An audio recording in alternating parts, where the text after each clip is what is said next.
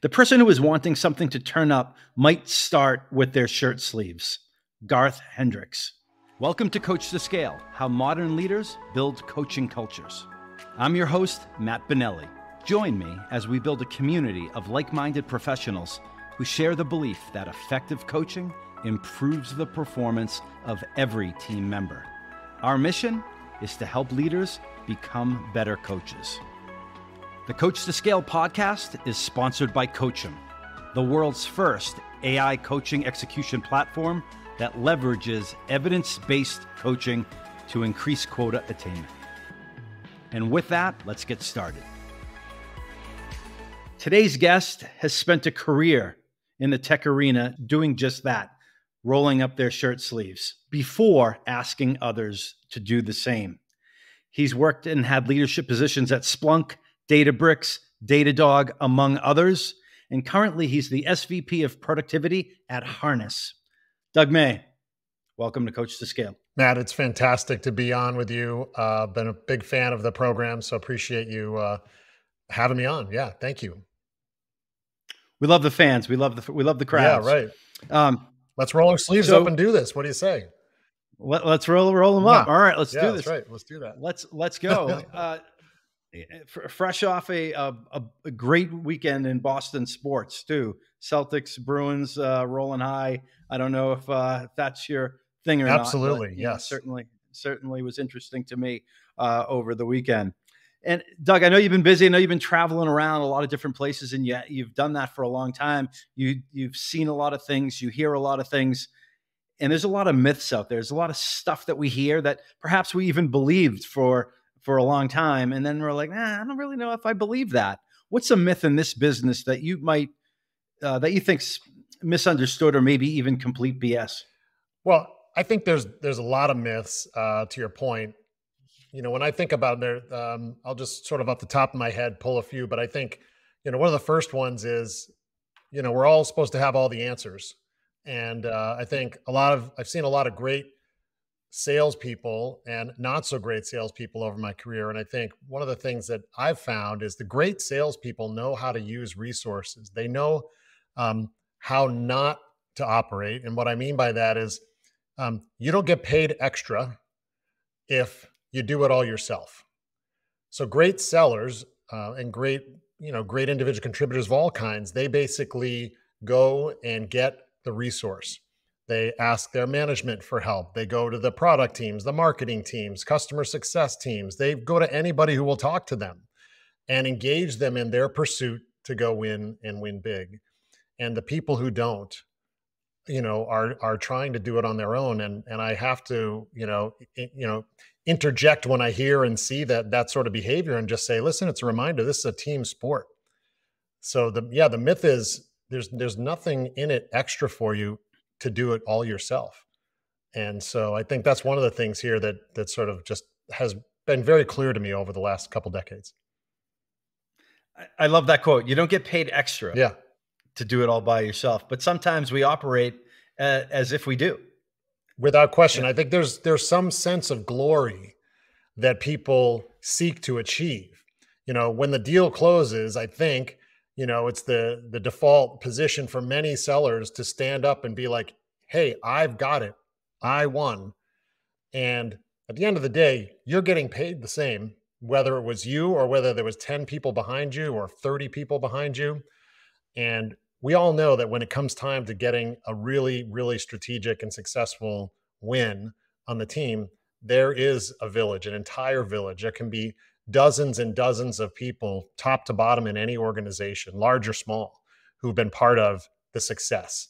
And the really great elite sellers, number one, they use them all. And number two, they recognize them all as well. I had a guest on, another sales leader in the Boston area, and he said, if you come to me with waving your hand up in the air and banging your chest that you closed the deal and you did it all by yourself, we're going to need to have a conversation because I'm 100% confident you left money on the table. Exactly. Without a doubt. Yeah. Or it took a really long time to get that deal done. Whereas if you leverage some of the resource around you, you have the opportunity to accelerate your time to success. Doug, why does that happen? It's a really good point. I don't know why, other than to say, I think that there's a little bit of self-selection that occurs. Those who jump into the sales profession are people, A, who are generally very competitive. And when you compete, whether it be in sports or anything, as we grow up in life, there is a pride to be standing on that podium, whether it be an Olympic event or, the state championship, that, we want to be standing there and we want to be holding that trophy. And because, the comp plan is very individualized to a seller, I feel like it makes it almost feel like an individual sport when it's not. Yeah. It's interesting. This just jumped into my head. It may be a silly question, but I'm going to ask it. If we'll use the sports analogy, is selling more like basketball or soccer, where it's a team of people working to make it happen, or is it more like wrestling, where or gymnastics, where you're an individual, your performance is judged, but you're part of a team? I'm sure there are many transactions where working with the customer makes it feel like wrestling, trying to get something done and getting I people didn't to mean move, that, but yeah. getting them to move off their fence post. Without question, I would actually say it's probably a bit more, if I really think about it, it's a bit more like football and American football, not the round ball. And the reason I say that is because truly elite sellers will get the huddle together and they'll bring the players together in advance. They don't wait until they are needed. They bring them together and they do great planning, great account planning. And in doing that, they are able to A, articulate a vision, and B, sort of lay out how we're going to get there. So it's not, here's what we could or will win. Here's how we're going to get there. And then here's what I need from each of you. And if I think back to Boston sports days with Tom Brady behind the offensive line, calling the signals, calling the audibles, reading the defense, and everybody knowing how to do their job. And everybody doing their job because they know that when they do, they're going to win that championship. And I think this is something that I've seen very few sellers do as a regular course of habit. One in particular I've worked with over and over, actually 2 companies already in my career over 10 years. His name's Gary Harris. Gary, as a seller, literally called me one day when I was at Splunk and I was leading a number of our go-to-market functions. And he called me. And usually when a sales rep was calling, it's, hey, I need a resource and I need him tomorrow. That's usually the call I get. So Gary called me. I was on the road and he tracked me down and he said, hey, I'm working with Sony and we're working on a really big transaction. This is going to be the one. This is going to be how I'm going to be number one in the globe this year. And I've got a plan of how I'm going to do that. And we really need to run this security workshop in Hong Kong. And I said, all right, Gary, you've proven yourself to be very successful. So I'll get you the resource. When do you need it? And this was May when he called me. He said October, last week of October. So he had the vision. He was bringing the team together. He was calling the play. He had it all mapped out. He knew exactly what was going to happen. And to me, that is the mark of a truly, truly elite seller. Now, he's also the same thing as a sales leader. He's been doing great things there too, helping his people and his team do that. And as a great leader and a great coach, helping people understand, having a vision of what you want to have, see all the steps that you need to execute on, and then pull the people in and do it early. Because when people have their expectations set early that we're going to need to run a workshop in October, it's easy to get the resource. When you say you want it next Tuesday, then it's really hard to get. That's awesome. I mean, I think it was like May to October, 5 or 6 months ahead of time. Oh, and by the way, he closed it and he was the number 1 rep of the year. I think it was like a $38 million transaction. So it was really very impressive. But sorry, I didn't finish the story for Gary's sake. Yeah, kudos to Gary. That's an awesome story, and I love the analogy of the huddle and in American football being, the descriptor for the crazy business that we're sometimes in, and longing for the good old days with Tom That's Brady right. behind the huddle. Doug, core beliefs. I'm sure you have several of them that drive you. What's a core belief about leadership and coaching that you you wish more people would, or you think more people would benefit from grasping firmly? Yeah, I mean, I think your quote that you used to open the session was apropos. Um, Rolling your sleeves up and getting dirty with your people, number one, I think is one of the the attributes of an incredible, great coach and great leader. We are not above any of the people who work on our teams. We are there to help them be successful. We are not there to judge them. We are there to help them. And that means, get out of the way if they need us to get out of the way. It's to get them some help and some resource. And if they're struggling, it's to get even closer with them and help them to succeed. And I've seen a lot of, I'll call them managers because I think this behavior is not fitting of the title leader, but a lot of managers who use things like QBRs and pipeline reviews to put people down and tell them that deal stinks or smells, you're not going to close it. And I think that's the absolute wrong message for a leader or manager to deliver. What an effective and healthy QBR or deal review is when a seller can actually admit, yeah, I don't think I have a champion here. I don't know what the paper process is. We haven't talked to legal yet. I don't know who the competition is. And by creating an environment where it's okay to talk like that about a deal, the manager rolls the sleeves up and the manager says, great, no problem. Who do you think could be a champion in the account? Hey, who has the knowledge about the paper process?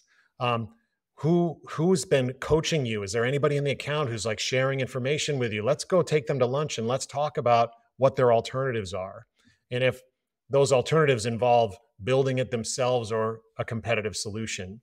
And I think like that fundamental approach as a leader is to get in and do the dirty work together. You are a team and no one is above anybody else. That's what I would say is probably first and foremost. And I think it's missing, which is why leaders who operate this way are just so valued, and the people who work for them will work for them over and over again. Yeah, there'll be a long line of people trying to work for that that specific person. So you're talking about different types of attributes that likely lead to success in the field. What are some of those must-have attributes that you're looking for in the hiring process? Well, I think it doesn't matter what the role is, by the way. I've been a sales leader before. I've built and run go-to-market supporting teams, so enablement functions, revenue operations, business value consulting, sales specialists, all of them. At the end of the day, I think the most important attribute to look for is coachability. And it's the ability for someone to A, be interested in learning or improving, and then B, actually applying it. So when we talk to people and we're interviewing candidates for various roles, we typically ask people about a great success that they've had in their role. So if you're a seller, it'd be a great deal that you closed and why you're most proud of that deal. If it were someone on an enablement team, it might be about a great program or training that you built or ran. And we'd ask them why they feel so great about it, why they're so proud about it. And then we ask them for the inverse. We ask them for, hey, that deal that you lost that you're embarrassed about, or that program that you ran that absolutely landed flat with the field, maybe even doing damage. And we want to hear them, A, are they able to actually reflect? And will they, in fact, reflect on their own behaviors? Or did I lose the deal because the product didn't do its job? Or I lost the deal because, our SE did a bad POC. Like if they try to blame other people, red flag. If corporate salute. Yeah, exactly. Right. Exactly. Pointing those fingers all over and except at themselves. They can't look in the mirror. Right. We're really looking for people who can reflect on themselves. That's a fantastic positive signal. And then the second part of that, when they do reflect, is asking them how they applied that in their world afterwards. Give me an example of how you did it differently after that time. And I think when you see those two things, for me, it's like ding, ding, ding, ding, ding. The lights are going off. And it's the kind of thing where maybe they don't have exactly the level of experience that you want. Maybe they've only been in the role you're hiring for a short time. Maybe they've done it in a slightly different segment of the industry. But that DNA, that ability to be coachable, is something that you can inject into an environment and they can pick something up quickly. They're going to take feedback. And if you're doing a great job as a manager and a leader in providing feedback and creating a safe place for feedback, watching these people, soar to the moon, in terms of what they can do. We just held a boot camp last week, our first boot camp, and we had somebody at Harness, and we just had someone who joined us outside of the tech industry, but someone who in the hiring process signaled to everybody that they were incredibly coachable. And she basically won the competition at the end of the week, which we basically do a role play, leveraging our methodology and our sort of like core introductory sales pitch. Unbelievable. So the coachability is able to transcend a total different industry. She wasn't selling software in business to business and was able to make that change. So coachability is enormous. People can go to all sorts of places if they're just willing to be reflective on their own and hear from others and then act on it. And those are fantastic questions to assess coachability, right? Tell me about a time, and it can transcend industries. It's what you do at another industry. If you're asking the right questions in the selection process, you can connect the dots to determine and discern whether someone's going to be able to do that at Harness or whatever business you're hiring for. Somebody just shared, and you've heard this and seen this before, maybe you've done it, but someone shared with me an example of how they assess for coachability in the interview process. And what they do is they ask the interviewee, the candidate, to do a role play. And there's 2 or 3 people involved. There's maybe a couple of people that are on the call, and there's somebody that's an observer. And after the initial role play, they stop and they say, we're going to, what do you think you did well?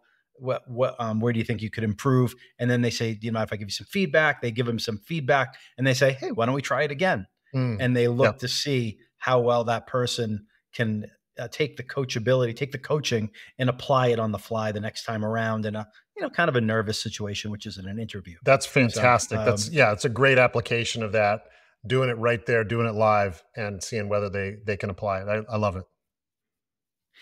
One of the things that struck me watching this interview process a little bit from afar was that these younger, less experienced managers did a really good job giving feedback and following the feedback process, which is getting in this case, the interviewee to self-assess, starting with what they did well, right? Let's build some rapport here. Let's make people feel comfortable. What did you do well? Hey, we can all improve. Where do you think you could improve? And then they gave their feedback after that. How important is feedback, Doug? And where do you see that going well or maybe not going well in the recent past? Yeah, I mean, I think I've been part of organizations where feedback was sort of reserved for the annual performance review process. And oh boy, all I can say is if someone's getting feedback in their annual performance review, there's hopefully isn't any surprises in there. Often there can be. And then the employee is going, wow, I had no idea. Can you give me an example of a time when I did that? And then it's really hard because they're trying to go back over 12 months and determine, geez, when was it when that person, cut the customer off? Or when was it that they sent the email with the typos in it? Whatever the coaching moment might be, they can't really recall it. This is why I think successful organizations and high performance ones are doing feedback as a normal course of every single day. And it's interesting, like any exercise, if you do it every day, you build up strength around it. So Carlos De La Torre is our Chief Revenue Officer at Harness. Carlos is 100% about feedback, and it comes all the time, which is great. He shares positive feedback. He shares critical feedback. He asks you to sort of reflect and acknowledge, choose what you're going to do differently, and then we move on. But for some people, that's awkward because they haven't had that sort of environment. What I can tell you is we are moving faster and growing people quicker because we're investing in them in that feedback. And they also know that the feedback comes from here, right? This is the whole thing. It's the radical candor spirit, right? I'm giving you feedback because I care about you. because I want you to succeed. And, you know, I had a difficult conversation this morning with someone on the team, and it was entirely from here, right? I wasn't trying to be difficult to them, right? But I was trying to say, here's how I really want you to perform. Here's what I believe you can do, and here's I'm all here for you. I'm doubling down. But this is the feedback. And I think if you're not used to that, it can feel awkward. It can hurt. If you're doing it daily and weekly, it stings a little. It's a little bit like the vaccine. Well, it's a little sting, not so bad. It's not major surgery. And it sounds like there's two components of it that I picked up from your response there. Number one is it has to come from the heart, and it has to be perceived to come from the heart, meaning you could deliver it and it's coming from your heart, but the other person needs to know that too. Correct. Right? Yeah. And they need to believe that. And the other part of the feedback, in addition to coming from the heart, is you give an example. Mm-hmm. And I think that's that example with the performance review. Hey, can you give me an example of why this is? And if it's that one time a year, you might not remember, like you said, what happened 6 months ago.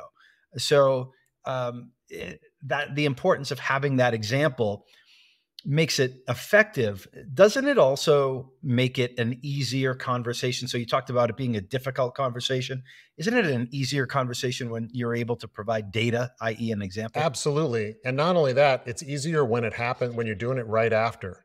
So if we were on a customer call together, Matt, and something, I wrote a note down and I said, oh, geez, he cut the customer off when they were sharing a golden nugget, maybe. Then right after the call, or if, maybe the worst case the next day, I'll be like, hey, Matt, listen, great call yesterday. How did you think how did it go for you? What did you think, went well? Great. Anything that you would want to change from yesterday's call? You're like, nope, I did a great job. I said, thanks. I agree. It was really good. There was one moment though, I wanted to let you know about as an observer here.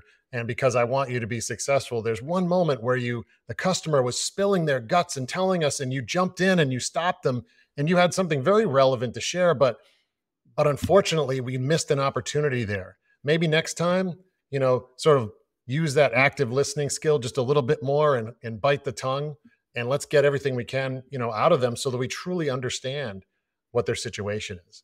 If we have that day or the day after, it's a lot easier. A lot easier. It's kind of like losing 1 or 2 pounds is easier than waiting until you gain 20, because then it's a lot harder to lose, right? Where were you a few months ago, Doug? Well, I'm in that boat myself, believe me. So when you and I chatted in preparation for this call, and I did my homework to get to know you a little bit better, it jumped out at me that you're a huge believer in professional development or personal development. In investing in one's own professional development, right? I know we both believe that's important, but what are some examples of how one can invest in their own personal and professional development that, as someone who's been doing this for a long time, you can observe and appreciate? Yeah, well, the first thing I think people need to acknowledge is your development is up to you. You are in charge of your development plan. It's no one else's job. If you happen to work for a great leader who coaches and develops you and brings you along, you are so lucky. But don't ever use it as an excuse. Well, my manager isn't coaching or developing me. My manager doesn't give me any feedback, because you can go forward and ask for it.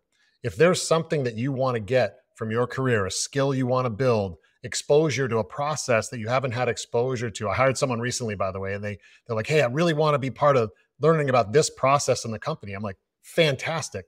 Come on to the next call. And then let's talk about it afterwards. So yes, management can be great and helping you build your career plan and all that stuff, but you own it. You own it first. Don't make any excuses.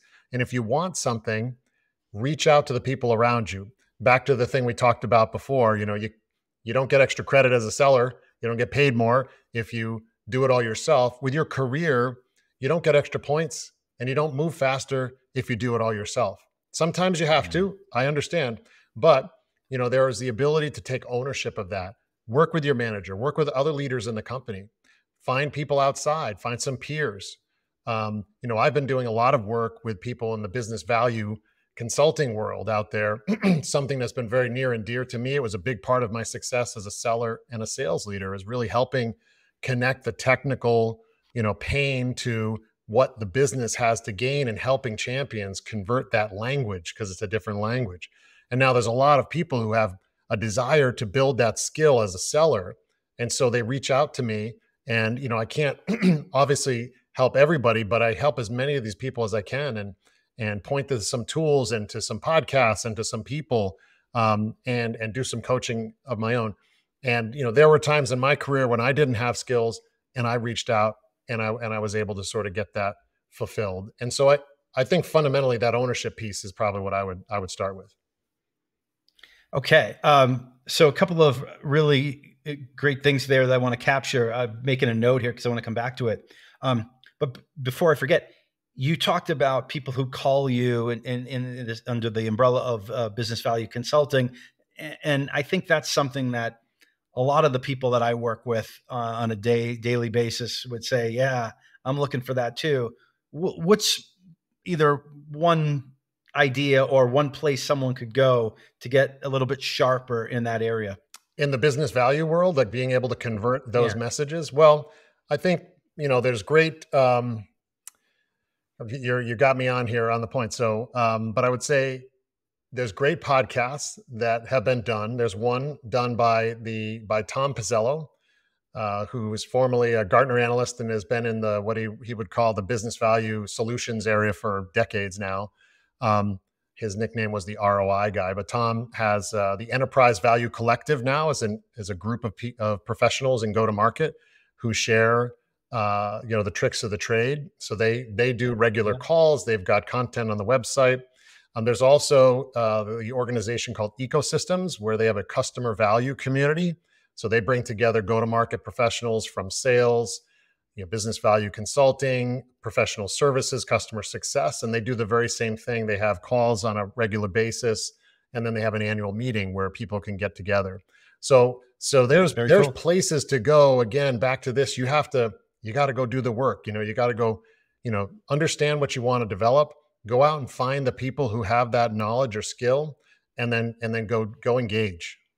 Awesome. And thanks for providing that. Thanks for letting me put you on the spot. So Tom Pizzello, the ROI guy, and Ecosystems, a couple of great resources there. I want to go back to what you said about that individual who said, Doug, I want to get better at X. And you said, oh, great. Hop on the next call with us. You're that great leader who said, come, let me help you let me help you accomplish what you want to accomplish. But some leaders just wouldn't even think to do that. What do you say to the person who doesn't get that invitation? Is it okay for them to say one step further, Doug, do you mind if I sit in on a call that I'm not a part of to learn about X, Y, or Z? Is that in play here? Without question. I think, I go back to part of the reason or part of the learnings of a sales career is, you can't get the order without asking for it, right? Or the Tom Watson school of putting, since we had some sports analogies, right? Never up, never in. If the ball doesn't get to the hole, it literally can't go in the hole. So if you don't ask for help, then you can't get it. So you got to ask. Just like, can't ask. If you don't ask for the order, you aren't going to get the order. So I think that's absolutely, I definitely recommend it. We're in a day and age now where the access to information and expertise is at our fingertips.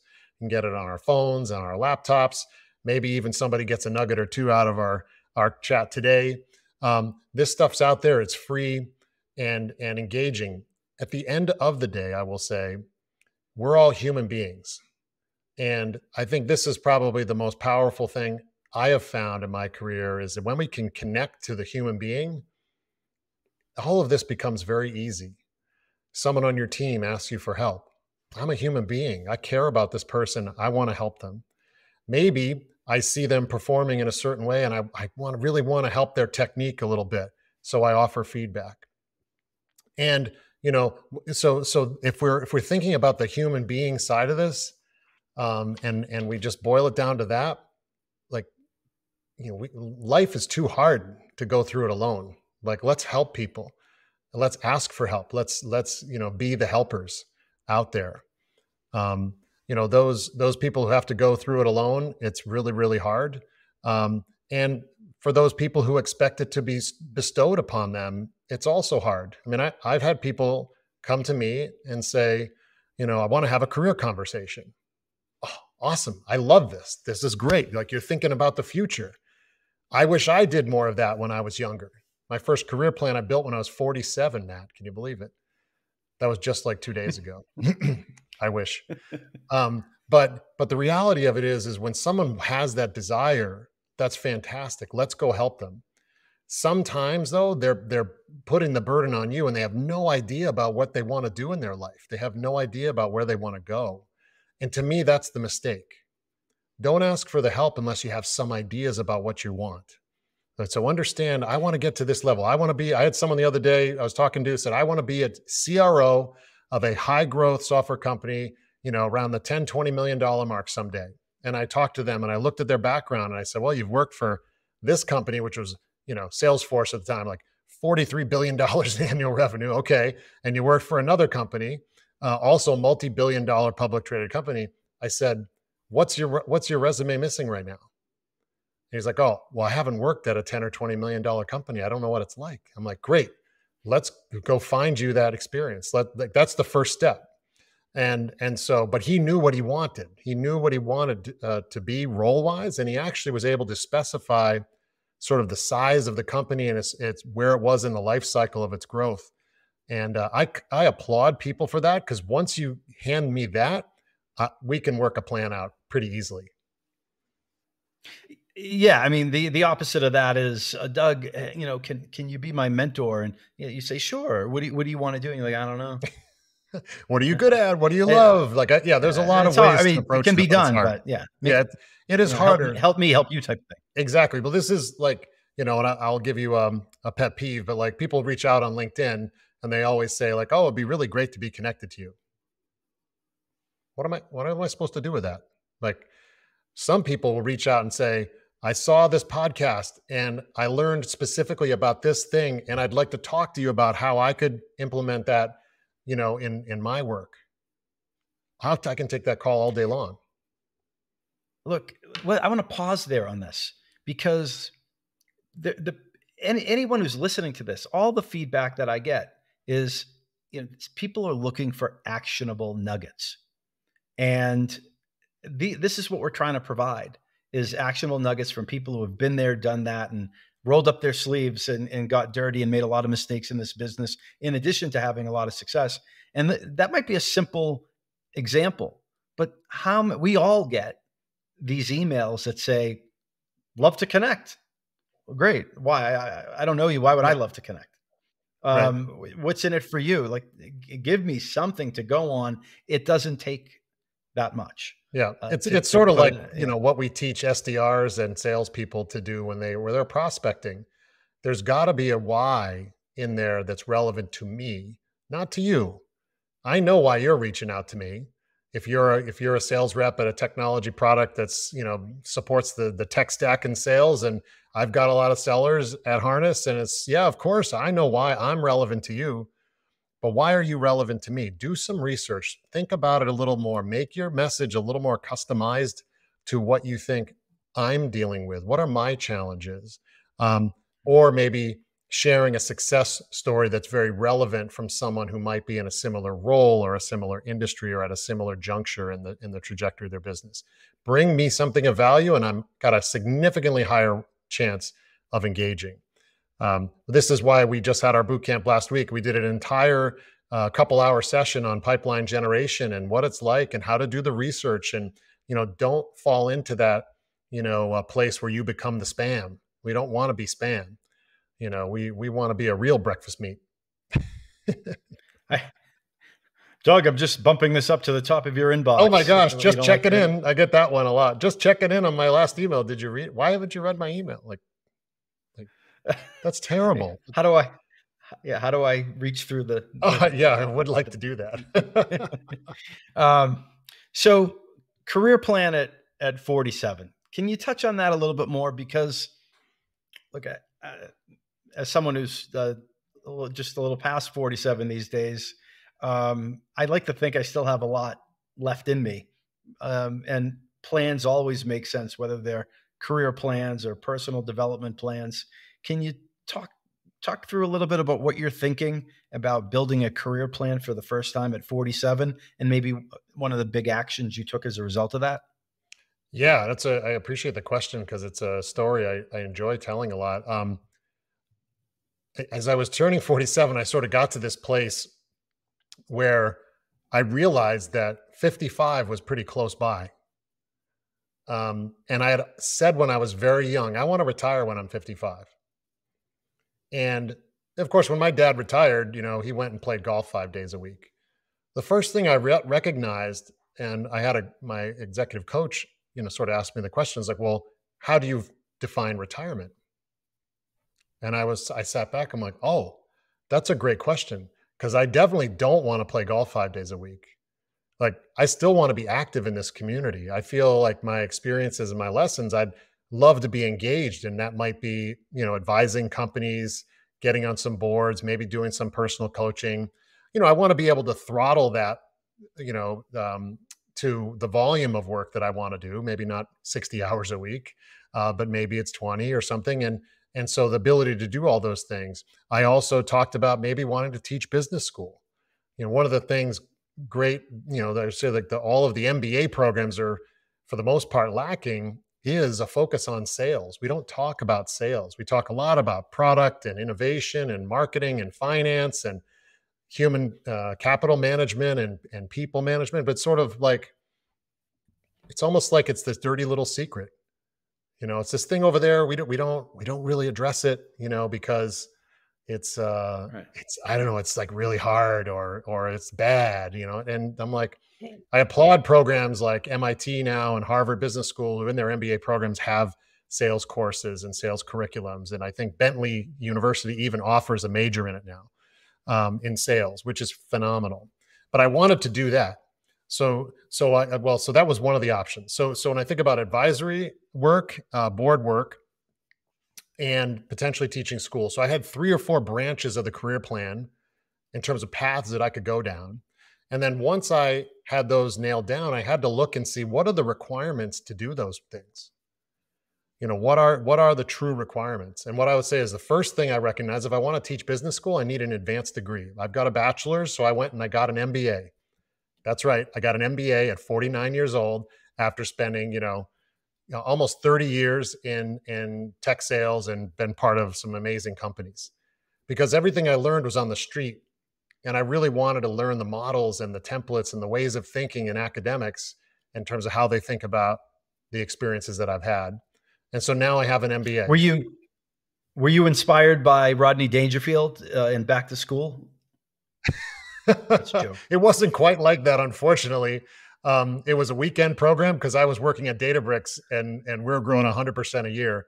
While I was there, we did 100 million to $1 billion in 3 years, and it was pretty wild. So this was a weekend program over at Babson, and really enjoyed it. Got to work with a lot of great people, and have a much more of an appreciation today for what I learned on the street. Again, with more sort of structure to the thought.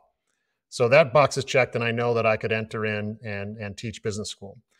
Well, the other things that I wanted to be able to do was advise companies and potentially get on some boards. So I started to think about, well, what do I need to do that? And at the time, my roles and the ones that I had taken on were all very impactful to the selling motion, but I had never had responsibility for the whole go-to-market motion. Now, I did when I was a CRO at Bit9, and we had 0 revenue. And, when I left, we had a few million. But it's not the same, right?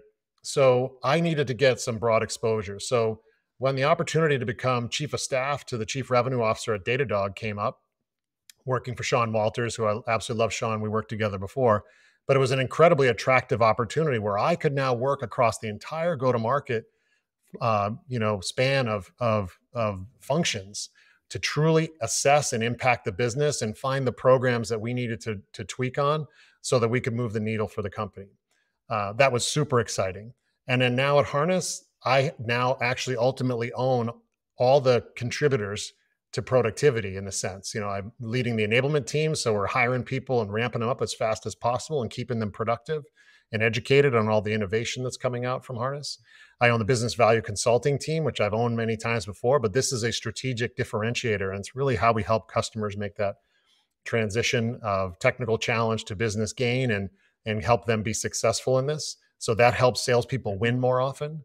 I own the SDR team and our BDR teams, which are all about finding the right people and building the right meetings and the right high quality leads for sales, which that can help people ramp and drive productivity faster. And then I also own the revenue operations function, which is all about, helping, craft and carve the right territories, assign the right priorities to accounts, make sure we build proper comp plans and give leaders the right visibility. All of these things now across the entire go-to-market, I'm collecting that experience. And if we take this thing from 100 million to a billion, like the plan is, then, I think I will have checked that box. That now I think it's very obvious that I'll be able to help organizations at an advisory or board level. So build the plan, start off with where you want to go, figure out the experience you need to acquire, and then go get it. And it doesn't come overnight. It takes years. So that was 8 years ago. Just to be clear, I am 55 now. While I might be able to retire, I don't want to. I'm still having way too much fun. And it goes back to the definition of how you define retirement. Correct. Too. Sometimes it's just a mindset. No, that's phenomenal. And you figure out a way to go get it, right? Well, if for you it was going on a weekend program, figuring out what other skills were, what the other gaps were, figuring out what they were, and then figuring out a way to go get them. Yeah. And it sounds like you sought help along the way from an executive coach and from likely other mentors in your circle, correct? Absolutely. Yeah. No, I've had my executive coach. We've been working almost 8 years now together. So it's been really phenomenal. You mentioned that you have a lot of different teams under your responsibility now. You talked about the SDR and BDR team. A question popped into my head here. What are you seeing in terms of this post-COVID world that we live in? How are you looking at and thinking about in the office versus remote? Does it matter? It definitely matters. I am biased to in-person engagement. There is a lot of benefit. I'm home today. That's because I was in front of everybody last week and the week before and the week before that. So you need to balance it. But I'm a huge fan of in-person. We're all human beings, and as much as it's great to have this conversation with you, Matt, if we were sitting in the same room and sipping a coffee together, it's a little different, right? And we start chatting about something. Totally I jump up to the whiteboard, and you grab the pen, and then you make some changes to it. And that level of collaboration really happens only in the office. And it's what happens before the meeting and after the meeting. And you grab a lunch together and whatever. All of these things sort of contribute to making that more, impactful in my view. For SDRs and BDRs and anybody, I would say in general, early in career, in office is a powerful, powerful place. It's the only place you're going to learn the most from, because as an SDR team, as an example, you put them in the office, they hear each other on the phones. They hang up with a customer after a really bad call, and maybe the customer yelled at them or something, who knows, and they commiserate with their partner in crime next to them. And maybe that person says, "Oh, I tried this thing the other day and it worked like a charm." "Oh, really? Great. Tell me that. What was the success story?" "Oh, great. I'll use that one." And I think you cannot replicate that in any form of e-learning, any form of Zoom sessions, or it's just not possible. The ability to learn fast comes from live interaction in the office. Doug, I'm sure you and I could sit down and have a series of podcasts or a long conversation about all the crazy and funny and interesting things that happened earlier in our careers being in the office. Absolutely. Just the outtakes. But we could also have an even longer conversation about everything we learned from being around people that from different backgrounds, looked at things different ways, and just the ability to put that whiteboard, right on that whiteboard and go out to lunch and talk about it. And to your point about especially folks earlier in their career, the need for that. And it really saddens me when I hear the story, which I hear a lot now, which is this, one of my kids are 22 and 24. So they're just entering the workforce, and they tell me these stories like, Dad, my buddy so-and-so, he's at this company and his manager, left the day after he was hired, and he's sitting in his living room and wherever, and he has no idea how to use the systems and no idea what the product does. And he's not sure what he's doing, and he's just stuck. Yeah. Stuck. Yeah, it is true. It's unfortunate. I think the other thing you get from that in person is just, I'm a visual person, so I observe a lot of things. I don't just learn out of a book or out of a class, but I observe. So you watch people's behaviors. You watch what they do, what they don't do, how they speak, how they don't. And I think a lot of that gets discounted from the in-person experience. When I'm home, that means, I can go exercise at lunch really easily, and I can cook, and I can do all those things, and I go say hi to my wife, and all of these things, which are wonderful about working from home. But if I'm really thinking about my career, and hopefully, even when you're 23 years old, you're thinking about your career. I know my daughter's 26, so I'm coaching all the time. but the things I didn't think about when I was that age, and I just sort of let my career happen to me rather than taking control of it. And it wasn't until I was 47 where I took control of it. And so imagine had I done that back when I was 27, even, where could I be now? So it's really interesting. What is one of those stories, like, lessons learned, or the, if I knew then what I know now, if you were that 26-year-old Doug May, who's now 55, guiding your daughter, like, what is it that you wish you knew earlier when you were her age? We get to this. So I made a couple of moves early on in my career where I left a company, and I left it. I can't even explain to you why.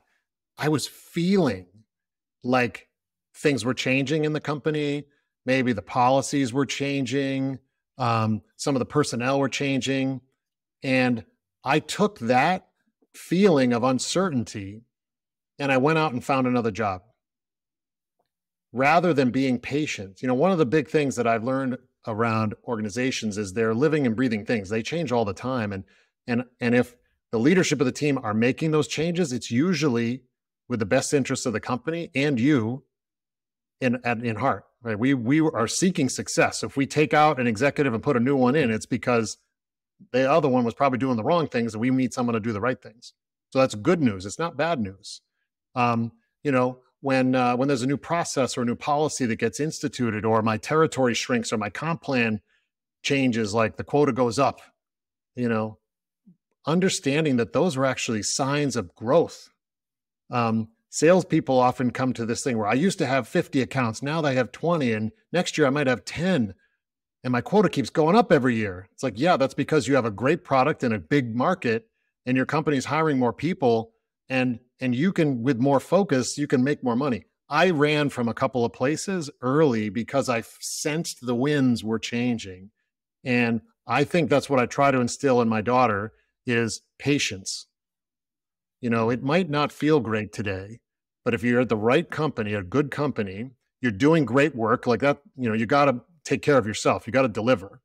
And if you're doing those two things, you will ultimately get recognized. If you're asking for feedback, if you're asking for coaching and development, that will only help you in the end. Just don't run from these things. Try to learn from them. Fantastic feedback. And really, thanks for sharing that.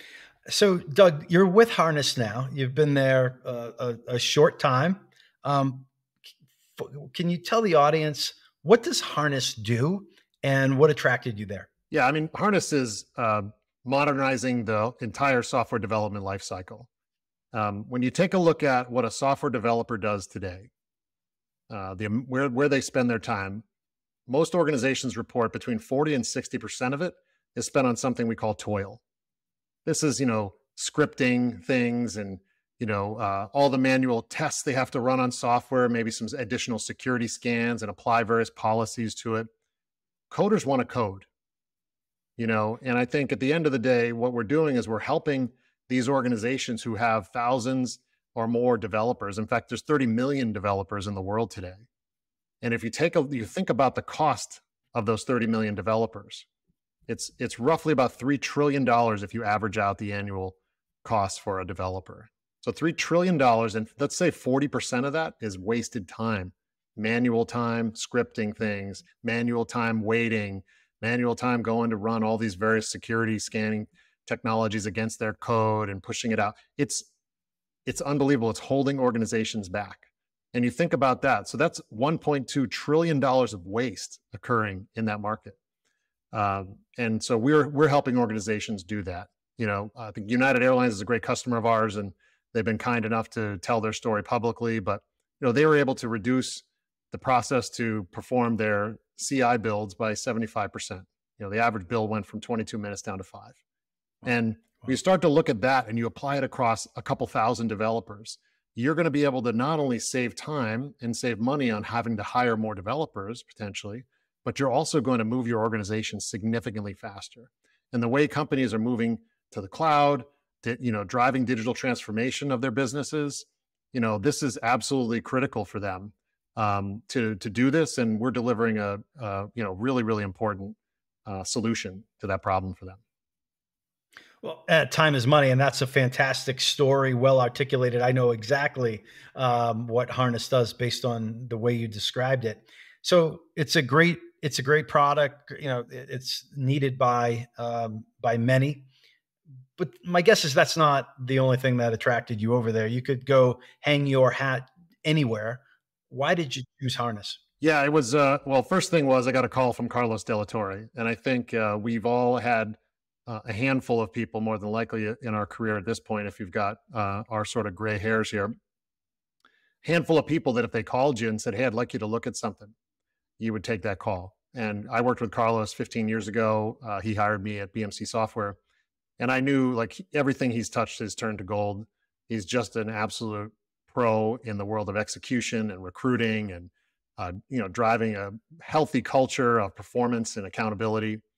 And so I had to take the call. And as he started to tell me the story, it began with the market. Hey, this is an enormous market. I think we all know that, the opportunity for success is a heck of a lot better when you have a big market than when you have a small market. The second piece, of course, is that not only has he been a multi-time operator in this role, like he was the CRO that took MongoDB from $30 million in annual revenue up through their IPO. So he's really built and scaled great businesses. His fingerprints are all over the way MongoDB operates even today. So he's a multi-time successful leader. Then you have our CEO and founder, Jyoti Bansal. And Jyoti was the chief architect at Wiley Technologies, which was acquired by CA. Then he went out on his own and he built AppDynamics, which was a very successful outcome of $3.7 billion acquisition the day that they were set to go public.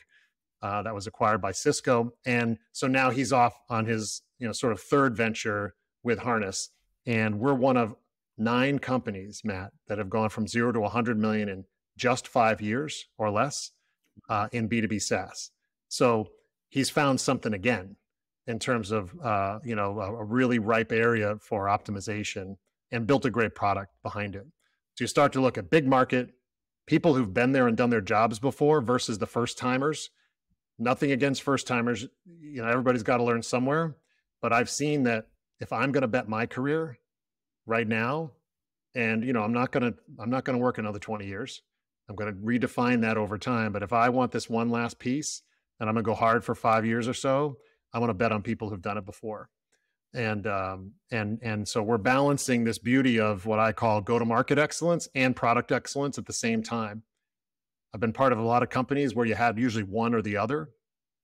When you get the two together and you put them in a giant market, holy moly, it's only, it's up to us right now. And it's really exciting. Put the seatbelt on, man. That sounds like an awesome ride. Excellent. So a couple more questions as we close out here, Doug. We talk a lot about coaching on the Coach2Scale podcast, as you can imagine. Can you share an example of someone who's coached you, who's had an impact on your life personally? Oh, there's so many people. I think what I'll probably share is, two people come to mind. The first one is a guy named Chris Reisig. You may know Chris in the Boston community. He's a multi-time chief revenue officer. He hired me over at Endeca back in the year 2000, and we built a great business over there together. I ran the East for Chris. He's been a tremendous coach, not only on a day-to-day basis when I work for him, but even still today. He and I spend some time periodically, and it's just great to see what he sees in the market and bounce ideas off of him. And he's just been a phenomenal coach. I wouldn't be where I am without him. And that was 24 years ago. And then the other that comes to mind is Bart Finelli, and Bart was running all of the go-to-market supporting functions at Splunk when I joined back in 2013, the very beginning of the year, and he brought me on to build out a business value function. Bart was just phenomenal.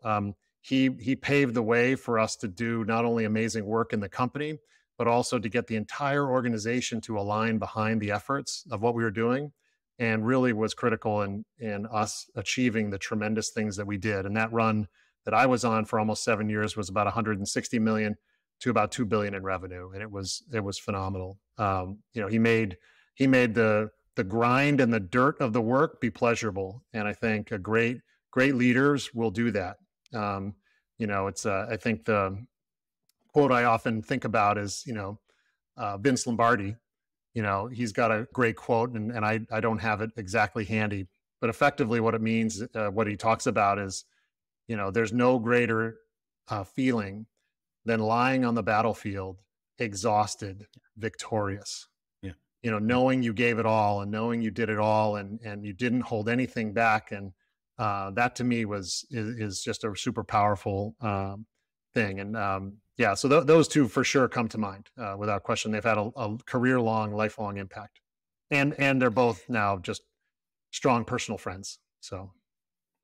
And I know Bart, a fantastic person who also shares passion around the importance of coaching and developing people. So again, thanks for sharing. The last question I was going to ask is, who is your favorite coach? Again, when I ask that question, I'm looking for someone who's real or fictitious, meaning a Vince Lombardi or a Ted Lasso type. Just who would be your go-to favorite coach if you have to answer that question? And what are some of the attributes that make that person the go-to person on your list? Well, it's interesting. So if you're okay with it, I want to give you two answers. That's okay. Your world, Doug. I'm just living in it. So what I would say is, for many, many years, back to Boston sports, I was a Bill Parcells fan in terms of his ability to get the most out of his team. And now this was when I was early in my career, and he was coaching the Patriots, I think somewhere in the mid 90s, if I recall the time frame right. So I was just a few years out of school, and I just was so impressed at how he could really get a squad to work hard and do the hard things and achieve success. What I learned as I got older and a little bit more experience myself, the way he went about his business is probably not how I wanted to do it. There's a famous press conference he was asked about Terry Glenn, a star wide receiver, and he wasn't happy with him, and he referred to him as she in that press conference. You might remember that. He then started to treat the media, pretty rough and pretty harsh, and of course taught Bill Belichick how to do it. And he became the master of sort of not answering questions and being a little cranky. That's not the leader that I wanted to be. So I realized, like, getting the most out of people is what our job is, but how we do it, there are a lot of different ways. And in my world, it's going to be done with the sleeves up. We're not making fun of people. We're not hurting people. We're not, kicking them when they're down in an effort that they're going to step up and deliver more. And maybe, football is a very different game than, software. But for sure. So I would definitely say, in the modern day era of where I am today, I am much more like Ted Lasso, because it's all about the people, connecting with the people and understanding what motivates them, inspires them, what they really need, and finding the right way to get it to them. And that's not by yelling at them or screaming at them. It's helping them get to those conclusions themselves. And so my executive coach does this. He's an amazing ability. He asks a lot of questions, doesn't tell me what to do ever. He asks these incredible questions. In the process of asking the questions, sometimes I literally go, oh my gosh, it was right there in front of me. But having someone who can help you see it, and the fact that I got to that place on my own, he's an outstanding coach. His name is Bill Carroll, by the way. Outstanding. Bill Carroll.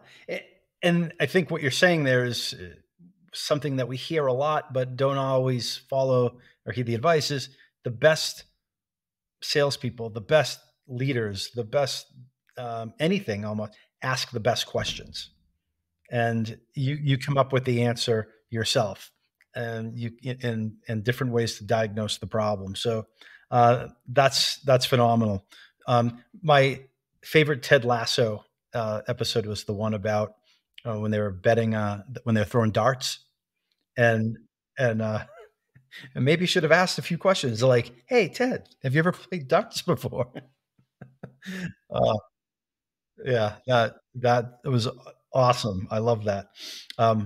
Well, Doug, this has been a great conversation.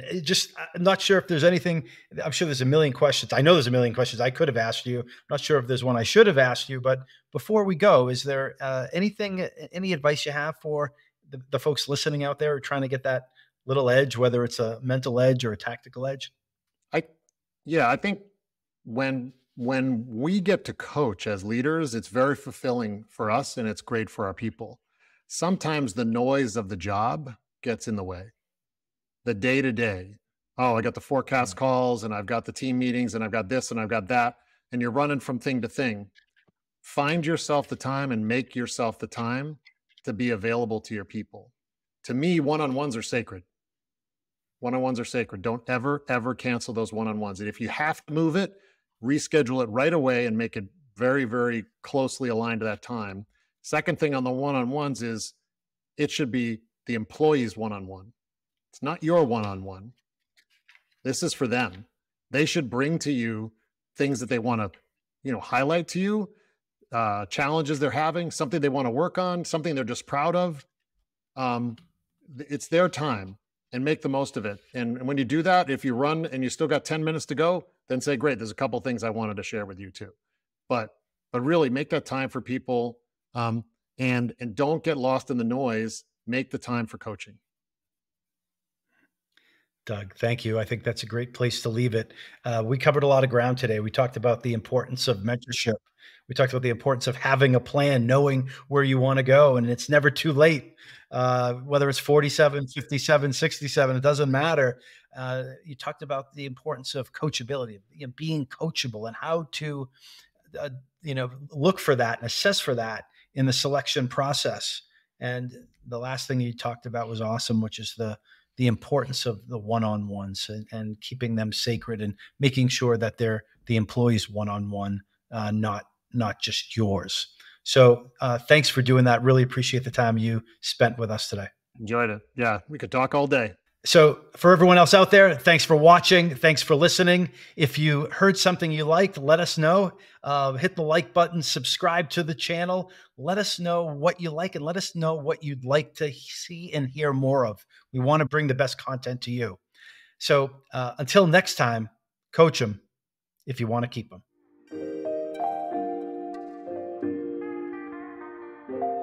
We hope you've enjoyed this episode of Coach2Scale, How Modern Leaders Build Coaching Cultures. For show notes and other episodes, visit us at coachem.io. That's COACHEM.io. And follow us on Twitter at CoachemNow. See you all next week. Thanks for joining.